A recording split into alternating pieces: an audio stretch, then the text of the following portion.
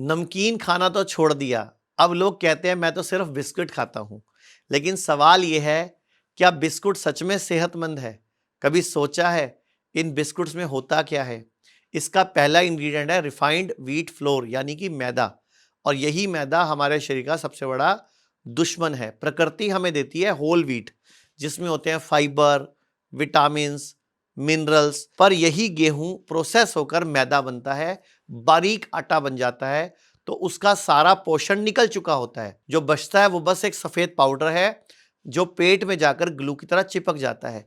आप में से जितने भी लोग 40 साल से ऊपर के हैं, मेरी बात ध्यान से सुनना। बचपन में हम कॉपी को चिपकाने के लिए, अपने ऊपर कवर चिपकाने के लिए, या घर में जब कोई त्योहार होता था झंडियां बनाने के लिए आटे की लेवी का ही प्रयोग करते थे, और वो जाकर चिपक जाती थी झंडियां, और वही आटा लेवी आप अंदर डाल रहे हो।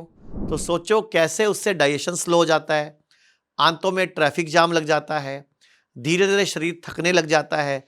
और सोचिए ये मैदा सिर्फ बिस्किट में नहीं, हर तरह की cookies, cake, bread, noodles, spring roll, ऐसी कई चीजों में यूज हो रहा है। और फूड कंपनियां कहती भी हैं होल व्हीट बिस्किट, लेकिन असल में उसमें होल ट्रुथ भी नहीं होता। उसमें सिर्फ शुगर है, पाम ऑयल है, और कई तरह के प्रिजर्वेटिव और कलर्ड है, और नाम दे दिया जाता है आपको डाइजेस्टिव बिस्किट। तो नाम का ही धोखा है। अब सवाल है आपसे, अगर हमारी रोटी खेत से बनती है तो ये बिस्किट किस फैक्ट्री में बनकर हमारी थाली में आ गया?